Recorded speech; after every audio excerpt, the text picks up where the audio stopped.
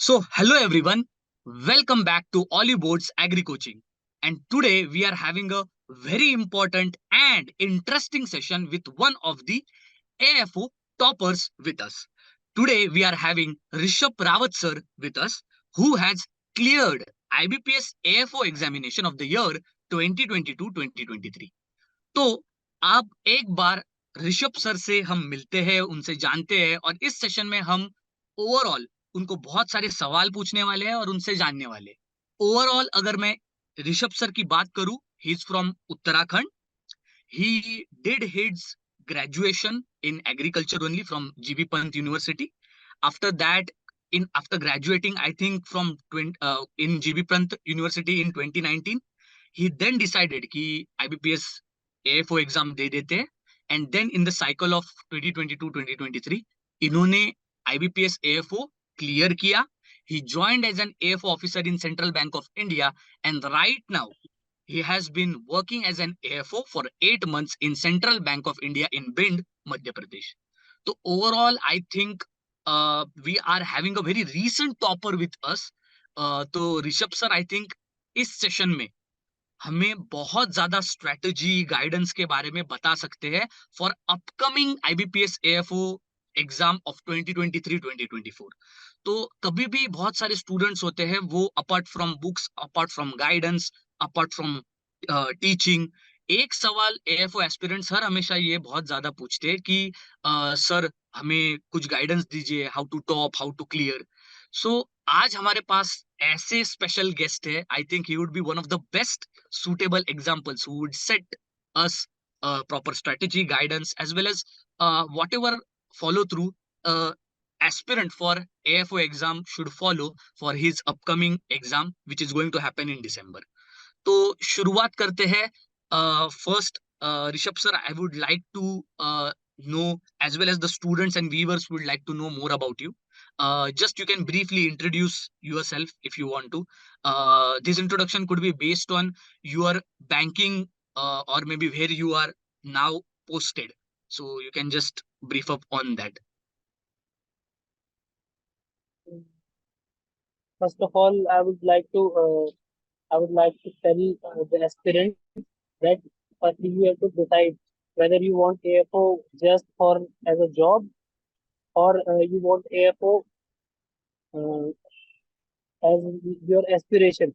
Like you are a real aspirant or just working for a job. Because जब से मैं यहाँ AFO की जॉब में ज्वाइन किया है, आई रियली फील लाइक हमारी एग्रीकल्चर की पढ़ाई इसमें ज्यादा काम आती है.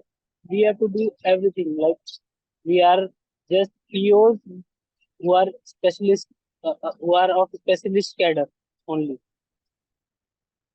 बाकी आपने मेरा इंट्रोडक्शन पूरा दे ही दिया है. आपने बता दिया है कि मैं बॉडीगार्ड वाले उत्तराखंड से हूँ. I have done my UG from GB Pant university. After that I have done my PG from that university only. After that, I've cleared AFO in 2022-23 cycle only, and currently I am posted in Din district of MP. My bank is Central Bank of India, and I feel like most of the AFOs here in this region, Madhya Pradesh, including my friends, mostly friends, ये AFO की job as a job की तरह कर रहे हैं. They are not feeling very good about it because जो हम सोच के आते हैं कि एग्रीकल्चर से बिल्कुल बिल्कुल जुड़ के काम करेंगे, वो थोड़ा हो नहीं पाता है. बाकी एएफओ के जो पर्क्स हैं वो बहुत अच्छे हैं. इसकी वजह से आप छोड़ भी नहीं सकते हैं. तो अगर आपको बैंकिंग पसंद है तो आपके लिए एएफओ बेस्ट जॉब है, और आपने एग्रीकल्चर से किया है तो आपके लिए बैंक एएफओ बेस्ट जॉब है. Otherwise you should reconsider first and then try to prepare for this exam. Yes. So overall, like I think Rishabh sir is saying that कि आपको पहले डिसाइड करना पड़ेगा कि आपको बनना क्यों है एफ ऑफिसर, एग्जाम देनी क्यों है, रीजन क्या है आपके पास. तो सही में अगर आप एएफओ करना चाहते हो, then like the main driving factor आपका ओवरऑल क्या है, क्यों प्रिपेयर करना चाहते हो, इसका आपके पास आंसर होना चाहिए. सही बात कही है sir. As you have joined as an AFO recently, अब तक आपकी जर्नी कैसी रही है, क्या आप थोड़ा सा लाइट शेयर कर सकते हो? तो पहले रिजल्ट लगने के बाद आपका आपने नाम देखा कि भाई मेरा एएफओ में सिलेक्शन हो गया है, उसके बाद से लेके अब तक आपकी ओवरऑल जर्नी को थोड़ा सा आप बताइए। Have you been to roller coaster? Roller coaster ride या? It is only like that. जब आपका नाम आता है आपको इतनी खुशी होती है आप बता नहीं सकते, ठीक है। जब आपका नाम आया आप बहुत खुश हो जाती है। उसके बाद डिपेंडिंग ऑन बैंक, आपकी ज्वाइनिंग 1 महीने से लेकर 1.5 महीने से लेकर 6 6 महीने तक भी हो जाती है। तो आपकी जब ज्वाइनिंग होती है तो आपकी सबसे पहले ट्रेनिंग होती है। मोस्टली मोस्टली बैंक आपको ट्रेनिंग करवाते हैं। हमारा जो ट्रेनिंग पीरियड था वो उससे हमें कॉलेज ही आते, वो सबसे बेस्ट पीरियड होता है आपको आपके पूरी ज्वाइनिंग प्रोसेस में। तो जो ज्वाइनिंग ट्रेनिंग होती है वो बेस्ट पार्ट होता है। उसके बाद आता है द रियलिटी चेक, जब आपको आपका रीजन दिया जाता है। तो जो ट्रेनिंग होती है उसके लास्ट दिन आपको आपका रीजन अलॉट किया जाता है। तो वो जैसे रिजल्ट आने वाले दिन जो एंग्जाइटी होती है सेम एंग्जाइटी वहां भी होती है कि आपको कौन सा रीजन दिया जाएगा, कैसे आपको कौन सी ब्रांच मिलेगी। फिर आपको रीजन से आपको रीजनल ऑफिस रिपोर्ट करना होता है। रीजनल ऑफिस में रिपोर्ट करने के बाद आपको ब्रांचेस अलॉट होती है। तो ये ये जो एंशियस एंजाइटी इस टाइम में होती है वो सबसे ज्यादा होती है। उसके बाद आप ब्रांच में आते हैं। तो आप एएफओज है, आपको ये हमेशा याद रखना कि आपको रूरल ब्रांचेस ही मिलेंगी। 99.9% चांस है रूरल या semi urban, maximum semi urban, उसके ऊपर कोई आपको ब्रांच नहीं मिलेगी। तो आपको ये हमेशा मेंटली प्रिपेयर रहना है कि आपको उन किसानों को समझाना है जो पढ़े लिखे नहीं है, ठीक है, जिनको समझने में थोड़ी दिक्कत होती है। तो as an AFO be prepared for task which you have already faced in your railway. Yes sir, ये यू वेर टॉक या? या कंटिन्यू सर। ओवरऑल ओवरऑल जो आपको इससे सीखने को मिलता है वो ये सीखने को मिलता है कि आप कैसे किसी को कन्विंस कर सकते हैं, आपको कैसे किसी को कोई चीज समझानी है। एएफओ में ये सबसे ज्यादा सीखने की चीज होती है starting. Okay sir. Sir, as you gave your insights on training, overall training किस तरह का होता है, मतलब कितने दिन का होता है, किस तरह का होता है? Does it involves field training also? What are the other banking components in the training जो कि एक न्यू ज्वाइनी को करना पड़ता है? क्या इसमें थोड़ा सा आप थोड़ा सा लाइट शेड कर सकते हो? एक्चुअली ट्रेनिंग में हमें केवल बैंकिंग सिखाई जाती है। हम एग्रीकल्चर हमें आती है, या बैंकिंग हमें केवल सिखाई जाती है, और फील्ड ट्रेनिंग कुछ नहीं होती। आपको केवल आपके बैंक से इंट्रोड्यूस किया जाएगा कि आपके बैंक में ये स्कीम्स हैं, बैंकिंग में ये बेसिक्स होते हैं, ये आपको बताया जाएगा। उसके बाद फील्ड ट्रेनिंग कुछ नहीं है। फील्ड ट्रेनिंग आपकी ज्वाइनिंग के जब आपको ब्रांच मिलेगी पहले दिन से आपकी फील्ड ट्रेनिंग शुरू होती है, और वहीं से आपको सब कुछ सीखना खुद से पड़ता है। अगर जो आपके बीएम अच्छे हैं तो वो सिखाएंगे, अगर जो आपके बीएम अच्छे नहीं है तो आपको खुद से सीखना पड़ेगा, फ्रेंड्स को कॉल करके, कोई पुराने जो ज्वाइनिंग है उनको कॉल करके। और बैंक टू बैंक आपकी ट्रेनिंग डिफर करती है। जैसे हमारे बैंक में 14 डेज की ट्रेनिंग होती है, पीएनबी और ये यूनियन बैंक में शायद ट्वेंटी यूनियन वन में। डेज की होती है। Now sir, as you are an F officer, जब आप पीछे मुड़ के देखते हो, व्हेन यू लुक बैक, तो ओवरऑल आपकी स्कूल डेज, आपके कॉलेज डेज, तो एक बार आपको पीछे आपके हिस्ट्री में लेके जाना चाहूंगा और आपको पूछना चाहूंगा कि how was your academic performance? क्या आप एक एवरेज स्टूडेंट थे? क्या आप बहुत ही ब्रिलियंट स्टूडेंट थे? ओवरऑल आपका करिकुलम कैसा था? ये मैं क्यों पूछ रहा हूँ, क्योंकि बहुत सारे स्टूडेंट्स को ऐसा लगता है कि मैं इतना स्मार्ट नहीं हूँ, मैं इतना होशियार नहीं हूँ, तो मैं एएफओ कॉम्पिटिटिव एग्जाम कैसे निकाल पाऊंगा, ये मेरे लिए इजी नहीं है। तो बहुत सारे स्टूडेंट अंडर कॉन्फिडेंट होते। तो ओवरऑल आपकी जर्नी कैसी रही, बचपन से लेके overall academic as well as college time, and then जब आप एएफओ करने के लिए आए, तो आपने फिर उसको कैसे हैंडल किया, एग्जाम को? तो मैं तो अपने आप को हमेशा एवरेज स्टूडेंट मानता हूँ। बट 10 तक तो हर कोई टॉपर होता है। हाँ। 10 तक हर कोई टॉपर होता है, उसके बाद रियलिटी चेक शुरू होते हैं। तो I will call my self an average student. बाकी जो आप प्रिपरेशन की बात करते हैं, तो प्रिपरेशन में आपको एएफओ नॉट नॉट सो कुछ साल पुरानी बात है। आज से 5 साल पहले एएफओ का एग्जाम काफी इजी हुआ करता था, और लेकिन आज की डेट में एएफओ के एग्जाम में जो डिफिकल्टी का ट्रेंड है वो एक्सपोनेंशियली ग्रो कर रहा है। सीट्स कम होती जा रही हैं, एस्पिरेंट्स बढ़ते जा रहे हैं। ईयर ऑन ईयर जो इस साल नहीं हुआ वो अगले साल दोबारा ट्राई करेगा। तो इसमें जो सबसे मेन जो कंपोनेंट है वो है आपकी परसेवरेंस। आप कितना अच्छा पढ़ के चले जाओ, मेंस मेंस हमेशा अनप्रेडिक्टेबल होता है। तो आपको हमेशा जो है आपको मतलब ये सोच के चलना है कि मेरा एएफओ में होगा, चाहे इस साल ना हो अगले साल होगा। और उस तरीके से प्रिपेयर करना है। देखो जो प्रीलिम्स होता है, प्रीलिम्स में सबसे ज्यादा एग्रीकल्चर के बच्चे डरते हैं उससे, लेकिन वो केवल क्लियर करना होता है। प्रीलिम्स इजीली क्लियर किया जा सकता है। आप क्वांट्स, रीजनिंग और इंग्लिश में पर्टिकुलर ट्रेंड देख के आप टारगेट सेट कर लो, हमको इतने इतने क्वेश्चंस करने हैं, हो जाता है। लेकिन मेंस जो है, आपका मेंस इतना वास्ट है कि आप कितना भी कवर कर लो, अगर जो आपका दिन नहीं है तो आपका नहीं होगा।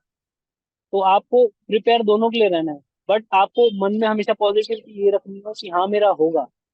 मैं अपनी बात करूँ तो मैंने इतना ज्यादा प्रिपेयर किया नहीं है, मैं सच बताऊं तो मैंने ज्यादा प्रिपेयर नहीं करा किया। बट जो मेरा पॉजिटिव पॉइंट था हमेशा से, वो ये था कि मैं मन में हमेशा ये सोच रहा था कि मेरा होगा।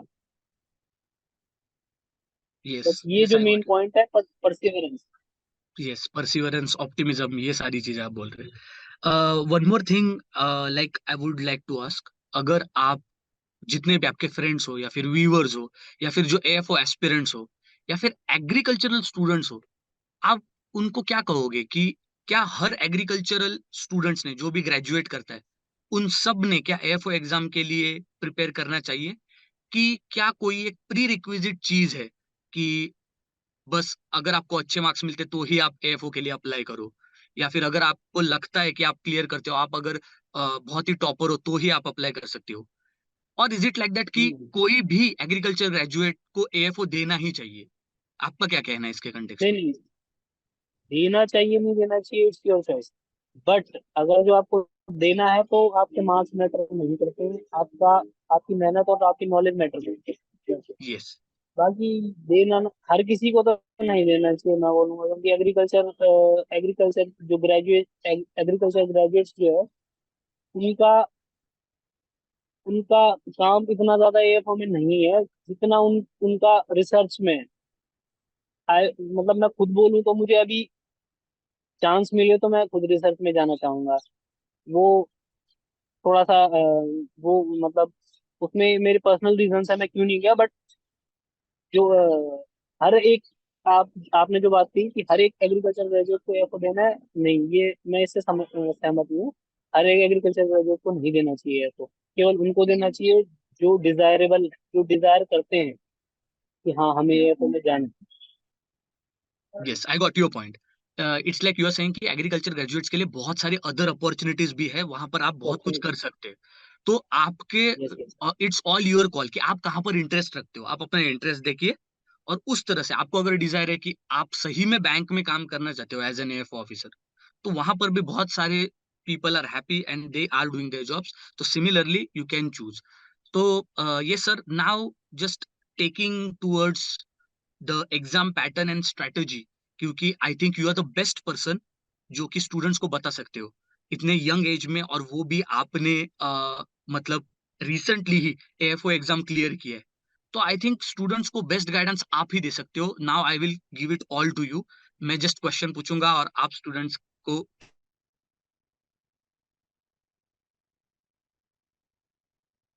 बहुत सारे स्टूडेंट्स क्वांट, रीजनिंग, इस सब्जेक्ट्स को बहुत डरते, इन सब्जेक्ट्स को बहुत डरते। तो व्हाट डू यू थिंक कि जब हम क्वांट की बात करते तो आपकी क्वांट, रीजनिंग, इसके लिए ओवरऑल स्ट्रेटेजी क्या थी, और आपने वो कैसे इंप्लीमेंट की आपके प्रिपरेशन के वक्त? देखो, जैसे मैंने आपसे अभी थोड़ा देर पहले बताया कि जो फ्री होता है वो बहुत इजी होता है। तो उसमें आपको ब्रेक करना है। आपके थ्री है, क्वांट, रीजनिंग, इंग्लिश। 50-50-50 मार्क्स है, 50-50-25। आप आज से पिछले 5 साल का ट्रेंड देख लीजिए। आपके कभी क्वांट्स में 20 मार्क्स तक नहीं गया, रीजनिंग में 20 मार्क्स तक नहीं गया, एक्चुअली डबल डिजिट भी नहीं हुई है। जो आपका इंग्लिश होता है, इंग्लिश में भी डबल डिजिट कोई कट ऑफ नहीं हुई है। आपको जो ओवरऑल जो लाना होता है वो थोड़ा ऊपर नीचे हो जाता है, जैसे 31 40 इस तरीके से एक आध बार गया है। अदरवाइज आप अगर जो हर एक सेक्शन में 10 10 क्वेश्चन भी एकदम सही करते हो 100% एक्यूरेसी के साथ, तो आपका सिलेक्शन होना 99% है। तो आपको टारगेट ये नहीं करना है कि मैं क्वांट्स में सब कर लूं, मैं रीजनिंग में सब कर लूं। आप पिछले पेपर्स देखिए, आप ये देखिए उसमें मेजर पोर्शंस कौन है। जैसे क्वांट्स का मैं बता देता हूँ। क्वांट्स में आपके डीआई आते हैं, अब थोड़ा टफ आने लगे हैं, लेकिन पिछले कुछ साल में बहुत इजी आते थे। रीजनिंग का मैं बता दूं, रीजनिंग में आपके पजल, फ्लोर बेस्ड पजल, आपका सिटिंग अरेंजमेंट, ये 2 3 चीजें आप करके जाओगे, इससे आपके 5 नंबर आने ही आने। इंग्लिश इंग्लिश में नॉर्मली बच्चों को उनको दिक्कत होती है जो हिंदी मीडियम से हैं। तो इंग्लिश का कोई विकल्प नहीं है, आपको लगातार वोकेबलरी अपनी बढ़ानी है, और जो ग्रामर है वो पढ़नी है। ये 2 चीजों से आपका इंग्लिश इजीली क्लियर हो जाता है। बाकी क्वांट रीजनिंग तो प्रैक्टिस ही मांगती है। और लेकिन प्रैक्टिस ऐसे नहीं कि आप सब टॉपिक पे प्रैक्टिस करो, जो मेजर शेयर है उस पर प्रैक्टिस करो, तो आपका होना 99% है। 1% मैं हमेशा छोड़ देता हूँ, बिकॉज 1% लक भी होता है। Yeah. Yes, sir, I got it. It was a very like good point which you kept. इसके अलावा सर क्वांट और रीजनिंग में अगर हम ऐसे मेन टॉपिक्स को अगर हम निकाले, सोर्सेस क्या हो सकते हैं क्वांट रीजनिंग इंग्लिश के लिए? क्या फ्री सोर्सेस से ये कवर किया जा सकता है? और अगर फ्री सोर्सेस नहीं तो आपके सोर्सेस क्या थे जिससे आपने कवर किया? What were your sources when you covered all this? Actually I don't want to brag about it, but I was good, already good in quants and reasoning. लेकिन reasoning में कभी कभार थोड़ी दिक्कत होती है, तो रीजनिंग और क्वांट्स आप फ्री सोर्सेज से कर सकते हैं। अगर जो आपको लगता है कि आपका आपकी पकड़ ठीक ठाक है, तो आप फ्री सोर्सेज से ही आपको करना है। लेकिन आपको लगता है कि आपको बेसिक्स नहीं आते हैं, तो you should go for courses, क्योंकि बेसिक्स के लिए आपको टाइम देना पड़ता है। और थ्री थ्री जो सोर्सेज होंगे उसमें आपको बेसिक्स में इतना ज्यादा टाइम नहीं दिया जाएगा कि आप बिल्कुल एक ABC लिखिए। तो अगर जो आपको लगता है आप कौन सी बहुत कमजोर है, तो आप कोर्सेज लीजिए, otherwise you can prepare with three courses. Yes sir. Sir quant and reasoning we understood. English में क्या प्रिपरेशन जरूरी है, करना चाहिए? बहुत सारे स्टूडेंट्स को ऐसा लगता है कि इंग्लिश नहीं किया तो भी चलेगा, मैं कर लूंगा। What should we do for in context of English preparation? और उसका भी फिर स्ट्रेटेजी क्या है अगर इंग्लिश के लिए प्रिपेयर ही करना है? दो उसका भी कट ऑफ इजीली कोई भी क्लियर कर सकता है, but still what would be the strategy for any student? अगर बहुत सारे ऐसे स्टूडेंट्स होते हैं जो कि जिनको इंग्लिश बहुत प्रॉब्लमेटिक होता है, तो उनके लिए क्या फिर गाइडेंस रहेगा? देखो, आपको मैंने बताया कि इंग्लिश में मोस्टली प्रॉब्लम उनको आती है जो हिंदी मीडियम स्टूडेंट होते हैं। तो ऑल दो इंग्लिश की कट ऑफ इजीली क्लियर हो जाती है, बट वही है ना कि जिन जिन लोगों की नहीं होती उनके लिए एक स्ट्रेटेजी तो होनी जरूरी है। तो वही है, वोकेबलरी आपका एक बुक आती है, word power made easy. Word power made easy. That book is a good book. That book is a good book for preparation in English. And grammar तो आपको पढ़नी ही पड़ेगी, आपको लंबे लंबे पैराग्राफ्स पढ़ने की आदत डालनी पड़ेगी। अगर अदरवाइज आप अगर जो वोकैब भी सही है, ग्रामर भी सही है, फिर भी आप टाइम से मात मात खा जाओगे। तो जो हिंदी मीडियम स्टूडेंट्स हैं उनको उनको एक्स्ट्रा टाइम इस इंग्लिश को देना पड़ेगा। ओके सर, ये तो हो गया हमारे प्रीलिम्स का। प्रीलिम्स के बाद होता है हमारा मेंस, और मेंस में फाइनली अब एग्रीकल्चर की बात करते हैं। जब एग्रीकल्चर का हम प्रिपेयर कर रहे हैं, तो what should be strategy for a competitive exam like AFO? क्या स्ट्रेटेजी होनी चाहिए? क्या हमें सोर्सेज फॉलो करने चाहिए? कोई इंपॉर्टेंट टॉपिक्स है तो वो क्या क्या है? Please you shed some like light on these topics, so that students को एक प्रॉपर चैनल मिले जहां पर वो एग्रीकल्चर किस तरह से प्रिपेयर करना है उनको समझ सके for mains, for AFO. Actually agriculture is a vast subject ना। एग्रीकल्चर, एनिमल हस्बेंड्री, फिशरीज, आपका करंट अफेयर्स, तो आप पर्टिकुलर एक सोर्स नहीं बता सकते। बट अब आपके पास जितना टाइम है उस बेस पे आप आपकी स्ट्रेटेजी डिफर करती है। जैसे आप पूरे साल भर अगर जो एएफओ के लिए तैयारी कर रहे हो तो you should go for basic books like insect insect की जो आती है वो इंसेक्ट एंटोमोलॉजी एंटोमोलॉजी आती है। ठीक है, आपकी हॉर्टिकल्चर एट अ ग्लैंस आती है। इस तरीके से आप, अगर जो आप ईयर वाइज प्रिपेयर कर रहे हो तो आपको ये सारी बुक्स पढ़नी है। बट अगर आप लास्ट फेज पे हो, आप एक महीना 1.5 महीना पढ़ रहे हो, तो आपको शॉर्ट बुक्स पढ़नी है। जैसे R K Sharma agriculture at a glance है, आर के शर्मा, मैंने उसी से प्रिपेयर किया था। अरुण कात्यान हो गए, अरुण कात्यान भी मैं ज्यादा नहीं बोलूंगा, बट शॉर्ट नोट्स हैं तो आप उससे प्रिपेयर कर सकते हैं। आपकी टुंडा हो गई, खांडा हो गई, ये तो एक्चुअली हर एग्रीकल्चर स्टूडेंट के बुक पे होती है, ये बुक्स का नाम। तो आप ये जो है ये शॉर्ट पीरियड के लिए, और अगर जो आपके पास बहुत लंबा समय है तो आप बेसिक बुक्स पकड़िए। हर हर हर एक सब्जेक्ट की बेसिक बुक आप पढ़ेंगे, उसके बाद आपको लगभग लगभग ऐसा लगेगा, आप बुक्स पढ़ो, रिवाइज करो, तो आपको लगेगा कि मैं ये सब चीजें मैंने पढ़ी हुई हैं, एग्जाम में आता है। तो अगर जो ट्विस्टेड आता है तो अलग बात है, अदरवाइज हो जाता है। Okay sir, in context of agriculture preparation only, कितने टारगेट मार्क्स हमें रखने चाहिए अगर हम जा रहे इस साल प्रिपेयर करने के लिए, और जब मैं जा रहा हूँ एएफओ मेंस देने के लिए जो कि जनवरी में होगा, अगर मेरा प्री निकलता है तो मुझे क्या टारगेट मार्क्स सेट करने चाहिए? सर अगर जो मैं ट्रेंड्स की बात करूँ तो ट्रेंड्स के हिसाब से आपको 40+ का टारगेट तो रखना ही है। तो 40+ आपका सेफ, मैं कह सकता हूँ, फिलहाल कह सकता हूँ, क्योंकि पिछले 2-3 साल में मैंने देखा है कि आप 40+ में भी सेफ नहीं है। कई ओके। मेरे फ्रेंड्स हैं जो 40+ में भी नहीं हो पाए हैं, और कई ऐसे भी जो हो गए हैं, मतलब 39 बॉर्डर बॉर्डर पे। But 40, I will say 40 to 45 is a safe safe score. Although paper की डिफिकल्टी पे भी, डिफिकल्टी लेवल पे भी ये मार्क्स ऊपर नीचे हो जाते हैं। अगर जो आपका बहुत ज्यादा डिफिकल्ट है तो आपका 35 to 40 भी ठीक है। बट अगर जो आपका नॉर्मल लेवल है, मॉडरेट भी है, तो आपको 40+ आने हैं। ओके सर, दूसरी बात ये है बहुत ही इम्पोर्टेंट कि जैसे आपने अभी आंसर में बताया that some of the parts current affairs भी पूछा जाता है। अब कॉम्पिटिटिव एग्जाम्स वो नहीं रहे 5 साल पुराने जो कि स्टैटिक आते थे, अब वो डायनेमिक हो चुके। तो करंट अफेयर्स का एएफओ में कितना ज्यादा इंपॉर्टेंस है, और अगर है तो उसको कैसे कवर करें हम? देखो, अगर जो आप ऐसे, मतलब आपको करंट अफेयर्स पढ़ने में इंटरेस्ट है तो आपको पता चल जाएगा कि कौन से इंपॉर्टेंट है। बट अगर जो आप करंट अफेयर्स पढ़ने में इंपॉर्टेंट, मतलब मजा नहीं आता है, तो आपको इंपॉर्टेंट सर्च करने पड़ते हैं। तो इंपॉर्टेंट सर्च करने के लिए कुछ नहीं, अगर जो आप 10 दिन न्यूज देखेंगे आपको पता चल जाएगा कि एग्रीकल्चर से रिलेटेड ये स्कीम आजकल न्यूज में है। वो वो स्कीम जरूर आएगी।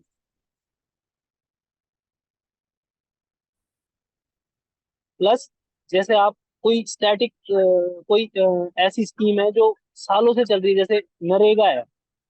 नरेगा, ये तो पढ़नी पढ़नी है, क्योंकि ये बहुत लंबे समय से चल रही है, इससे क्वेश्चन आने के चांसेस हो सकते हैं। जो बहुत बड़ी स्कीम्स हैं वो तो पढ़नी ही पढ़नी है, लेकिन जो आजकल न्यूज में चल रही है वो भी पढ़नी है।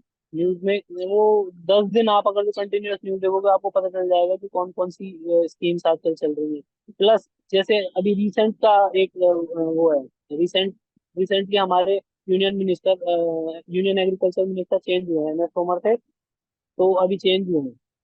तो वो आपको लेते चलना है, हर हर हर ईयर वो मतलब अपडेट करना है। यस सर, तो आई गॉट इट। करंट अफेयर्स में यही आता है मोस्टली। डेटा आप अगर जो बोलेंगे तो डेटा आपको आइडिया होना चाहिए कि कितना, जैसे आपका वो है, आपका फूड प्रोडक्शन है, तो आपको आइडिया होना चाहिए 316 मेट्रिक टन है, या फिर आप 250 पे लेके चल रहे हो। मतलब आइडिया होना चाहिए, बेसिक आइडिया होना चाहिए कि कितना डेटा हो सकता है इस चीज का। यस, तो ओवरऑल एक करंट अफेयर्स के ऊपर आपका एक ओवरव्यू होना चाहिए कि चल क्या रहा है इंडियन एग्रीकल्चर में अभी अभी रिसेंट Yes. फेज में। सर, इसके अलावा as we all know, phase 1 phase 2 competitive exam में कंपटीशन बहुत ज्यादा है, डिफिकल्टी भी बढ़ चुकी है। इसमें मॉक टेस्ट का इंपॉर्टेंस बहुत ही ज्यादा है। तो आपकी मॉक टेस्ट की स्ट्रेटेजी क्या थी? क्या आपने मल्टीपल मॉक्स दिए? एंड ओवरऑल जब आपने मॉक्स दिए तो क्या आपने टॉपिक वाइज दिए कि बस फुल लेंथ दिए? इसमें थोड़ा सा मॉक टेस्ट के कंटेक्स्ट में स्टूडेंट्स को आप क्या बताएंगे?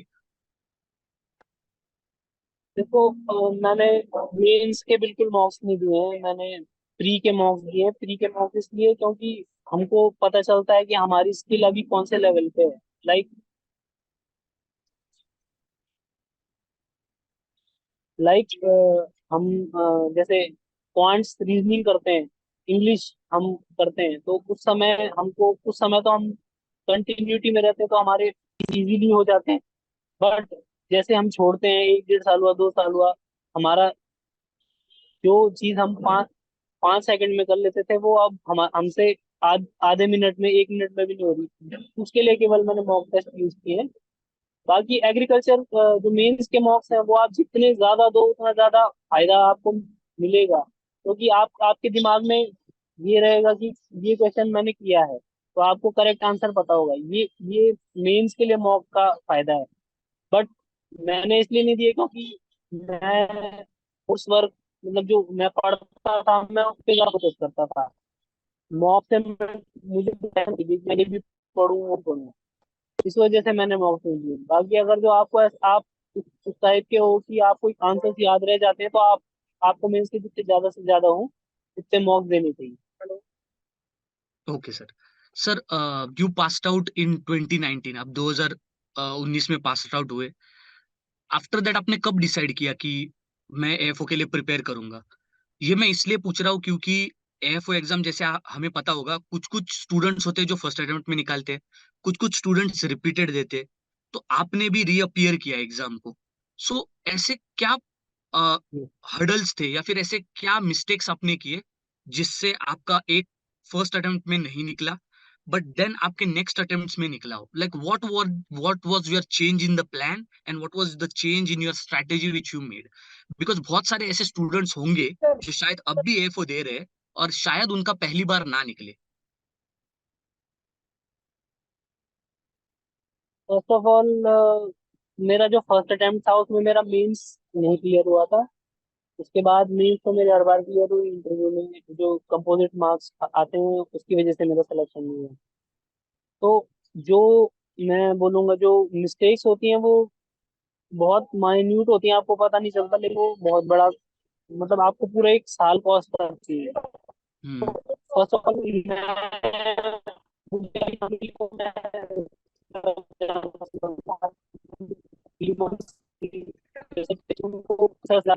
लगा हो गया। बट जिनको जॉब की बहुत ज्यादा नीड है, या जिनको बैंकिंग सेक्टर बहुत अच्छा लगता है, एएफओ जॉब केवल उनके लिए है। अगर जो सर आपको, सर फिर like you sir are an agriculture.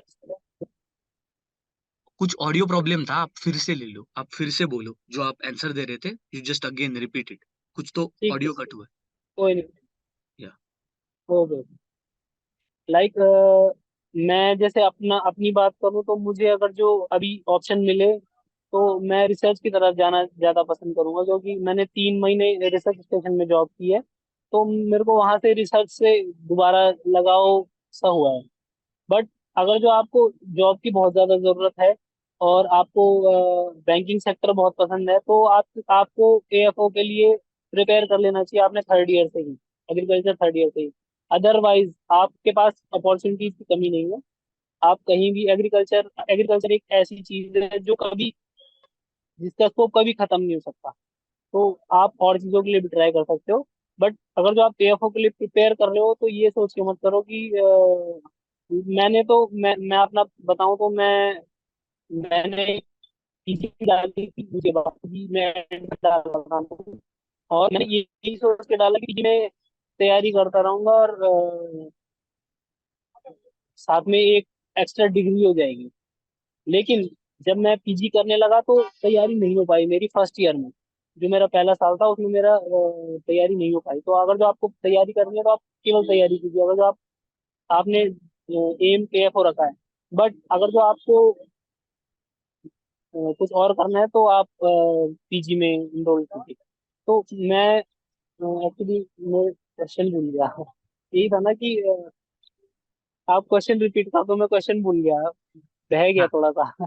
ठीक है ठीक है, कोई बात नहीं, विल कट इट हियर। तंगा, listen to me very carefully, you cut it. There was one audio problem there, so now you cut it till here and then we continue from here. I will ask the question again, so you look into it. ठीक है।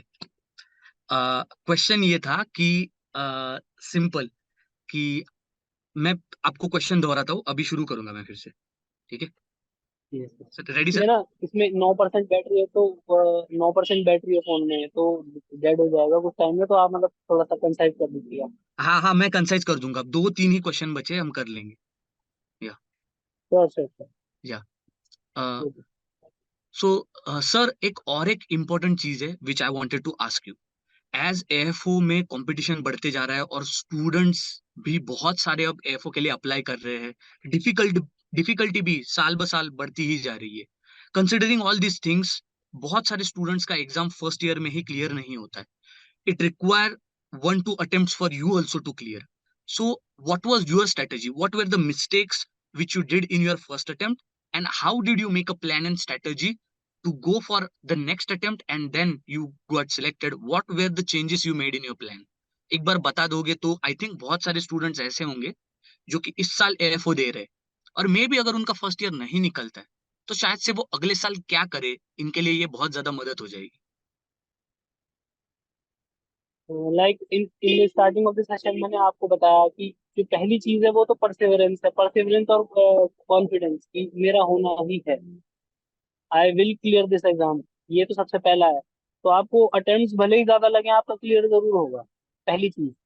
दूसरा, जो mistakes हैं वो हर किसी की, हर किसी को रेट्रोस्पेक्ट करना पड़ता है, आपको देखना पड़ेगा कि आप क्या कर रहे हैं क्या नहीं कर रहे हैं। लाइक इन माय केस, मैंने पहले 2 अटेम्प्ट्स में अपने अटेम्प्ट्स ज्यादा किए हैं, मेंस में मैंने जो अटेम्प्ट्स किए हैं वो ज्यादा किए हैं, एक्यूरेसी कम थी, इसकी वजह से जो कट ऑफ होती थी वो हमेशा फर्स्ट अटेम्प्ट में मेरी मेंस की कट ऑफ से तो 1 नंबर कम रह गया, सेकंड अटेम्प्ट में मेरे फाइनल जो कट ऑफ होनी थी उसमें पॉइंट्स में रह गया। तो ये जो है ना, आपको इसमें आपको बिल्कुल प्रिसाइज होना है कि आपको इतने करने हैं और इतनी की एक्यूरेसी से करने हैं। जैसे मैंने आपको बताया कि 40 का टारगेट आपका होना चाहिए, 40+ का टारगेट होना चाहिए। तो आपको पेपर देख के पता चलेगा कि आपके डिफिकल्टी लेवल क्या है, 40+ आ सकते हैं नहीं आ सकते। बट मैंने बोला, कुछ लोग ऐसे होते हैं ना, मैंने बोला 40, तो जैसे भी हो 40+ तो करके आऊंगा, वो नहीं।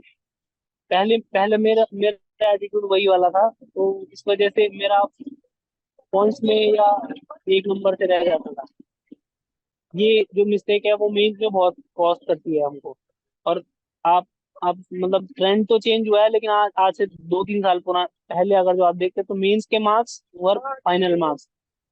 मेंस में सही आ गया मतलब आपका सिलेक्शन है। आज आज की डेट में थोड़ा सा चेंज है, आप अब आपको मेंस के बाद इंटरव्यू में भी काफी ज्यादा लाने पड़ते हैं, तो जाके आपका सिलेक्शन होता है। अदरवाइज आपके मेंस के मार्क्स बहुत ज्यादा, आपका आपके वेटेज भी उनका बहुत ज्यादा होता है, 1.33 से मल्टीप्लाई होते हैं। तो आपको मेंस में सबसे ज्यादा फोकस करना है, और मेंस में मिस्टेक्स नहीं करनी है कि अटेम्प्ट्स ज्यादा कर दिए एक्यूरेसी कम हो गई, नहीं, ये नहीं। नेगेटिव मार्किंग है, आपको प्रिसाइज होना है, बस ये जो मेन है। Yes sir, got it.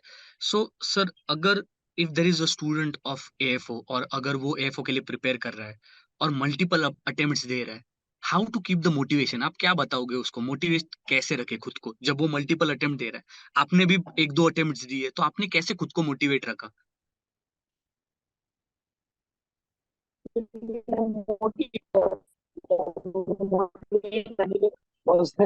Part time job थी, मैं आपको बताया अभी थोड़ी स्टेशन में था, वहाँ का माहौल जो था, एक तो वहाँ माहौल मुझे तैयारी से करने को वो करता था, मोटिवेट कर रहा। क्यों? क्योंकि जब आप किसी और जॉब में जाओगे, आपको आपको ईयर में आपको थोड़ा मतलब आप बहुत ज्यादा मेहनत के बाद भी उतना आपको रेम्यूनरेशन नहीं मिलेगा जितना आपको मिलना चाहिए। सबसे पहला मोटिवेशन तो सबसे पहला मोटिवेशन तो यही है कि आपको आपके वर्थ नहीं मिल रही है। ठीक। दूसरी चीज, आप ये देखो कि आप क्यों बनना चाहते हो। वो सबसे पहले तो वाई का क्वेश्चन पूछा करो, why do you want to become an AFO. ठीक, आपको पता चलेगा कि आपके रीजंस क्या हैं। जब आपके रीजंस आपको क्लियर रहेंगे तो आपकी मोटिवेशन अपने आप आएगी। जैसे मेरे केस में, I want to support my family, that is the foremost reason I prepared for AFO. मेरे को अपनी फैमिली को सपोर्ट करना है, इस वजह से मेरा मोटिवेशन हमेशा रहता था। मतलब कभी ना भी फील हुआ, 1-2 घंटे हमने चले, वॉक पे चले, उसके बाद फिर जब रीजंस आपके दिमाग में आएंगे, आप बोलोगे यार फैमिली फैमिली फैमिली। ठीक, तो आपको अपने आप मोटिवेशन आएगा, क्यों नहीं करूंगा मैं। Okay sir. Sir, last stage of your selection that is interview. तो इंटरव्यू के लिए आपका क्या अप्रोच था, और आपके इंटरव्यू में what were the questions which were asked to you? Interview, actually मैंने इंटरव्यू 3 बार दिया है, तो मेरे 3 अलग अलग एग्जाम वो हैं, अलग अलग एक्सपीरियंसेस हैं। तो फर्स्ट पहला जो मेरा इंटरव्यू था वो सबसे बेस्ट इंटरव्यू मैं बोलूंगा उसको, अगर जो मैं रेट करूँ तो फर्स्ट वाला सबसे अच्छा था। जिसमें सिलेक्शन हुआ वो सेकंड नंबर पे, और जिसमें सिलेक्शन जो सेकंड वाला इंटरव्यू था वो सबसे लास्ट में। तो मोस्टली आपके जो इंटरव्यूअर है उनके मूड पे डिपेंड करता है आप पे क्या क्वेश्चन आने वाले हैं। तो पहले जो मेरा फर्स्ट इंटरव्यू था उसमें जो इंटरव्यूअर्स थे उनको भूख लगी हुई थी, उनका लंच लंच ब्रेक नहीं हुआ था, तो उनके बहुत हार्ड क्वेश्चन थे। उसके बाद जो सेकंड अटेम्प्ट था उसमें वो लंच जस्ट करके आए थे, तो उनने बहुत लाइट हार्टेड क्वेश्चन पूछे, आप कहाँ से हैं, आपके यहाँ। एक ने तो ये तक बोल दिया कि अरे आपके यहाँ तो बाग लगा हुआ है। ठीक है, तो इस तरीके से आपका इंटरव्यू बहुत वेरी करता है, बट आपको बेसिक नॉलेज अपने फील्ड की होनी चाहिए। आपको बेसिक नॉलेज बैंकिंग की होनी चाहिए कि एसएलबीसी क्या होता है। आपका एग्रीकल्चर जो ये सीकेसीसी है, इसमें कितने लाख का लोन आप बिना के दे सकते हैं, बिना कोलेटरल के दे सकते हैं। तो इस तरीके से आपको थोड़ा बहुत चीजें पता होनी चाहिए। अपना नॉल अपनी अपनी अपना जो एग्रीकल्चर का है और प्लस जो बैंकिंग का है। बाकी आपको आपका नॉलेज टेस्ट तो हो चुका है मेंस में, तो आपका वहाँ पर्सनैलिटी टेस्ट होता है। आपको कॉन्फिडेंट रहना है, जो सवाल पूछे आता है, कॉन्फिडेंट नहीं आता सॉरी सर। जो मेरा जिसमें अभी ये इंटरव्यू था जिसमें मेरा सिलेक्शन हुआ है, उसमें मैंने इतनी बार सॉरी बोला है कि लास्ट में मैम ने मुझे रिप्लाई किया है सॉरी। ओके। तो उससे कोई फर्क नहीं पड़ता, उससे कोई फर्क नहीं पड़ता। आप सॉरी आपको नहीं आता, आपको कॉन्फिडेंस रखना है। Yes, yes sir, I got it. Sir, we come to the end of the session here. एक लास्टली आप एक एडवाइस क्या दोगे for all the agricultural aspirants, चाहे फिर वो एफओ के एग्जाम्स के लिए प्रिपेयर कर रहे हो, चाहे फिर और किसी स्टेट एओ या फिर और एग्रीकल्चर एग्जाम्स के लिए प्रिपेयर कर रहे हो, एक जनरल एडवाइस क्या देना चाहोगे? तो जैसा सेशन स्टार्ट हुआ था वैसे सेशन एंड होने वाला है, तो मैं दोबारा ही वही बात बोलूंगा, Perseverance and confidence. Perseverance, confidence और हार्ड वर्क तो चलता ही रहता है। हार्ड वर्क तो कंटिन्यूअस रहना ही चाहिए, तो मतलब मेन जो चीज है वो हार्ड वर्क तो मेन है, बट उसके अलावा परसेवरेंस एंड कॉन्फिडेंस अपने ऊपर रखना है, अपने ऊपर बिलीव करना है कि हाँ मेरा होना है। और अगर जो आप जैसे आप बोल रहे हो स्टेट एओ है, स्टेट एओ की जो ऐसी पोस्ट है जो सालों में कभी एक बार आती है, तो आप डिसअटेंड नहीं हो सकते ना। आपको अवेन्यूज तलाशने पड़ेंगे आपको, बट आपको डिसअटेंड नहीं होना है। आपको अपने पे बिलीव रखना है, मैं क्लियर करूंगा, ये करूं या अगला करूं, मैं क्लियर करूंगा। Yes, so that's it sir, thank you very much for joining us. I think this session, इस सेशन में मुझे ये थोड़ी सी एक अलग बात रखी that this was one of the most realistic experiences and realistic guidances to all the students, for all the AFO aspirants who are preparing. क्योंकि इस इंटरव्यू में मुझे भी ऐसा लगा कि बहुत सारी चीजें जो आपने बताई which had very real context to it, तो बहुत रियल टच दिया आपने, and that is why I thank you a lot. I think most of the students would be very happy when they will get to hear this interview as well as get these all insights, क्योंकि हम ऑफनली देखते हैं कि ऐसे interviews होते हैं लेकिन उनमें बहुत सारे रियल न्यूएंसेस मेंशन नहीं होते, पर आपने without any filters, like you mentioned many of the things, and again, on behalf of Olive Board, also Olive Board Agri Coaching, like we are thankful that you took out your precious time and you joined for this very interesting session. So thank you very much, and that's it. We'll end it. Thank you, thank you.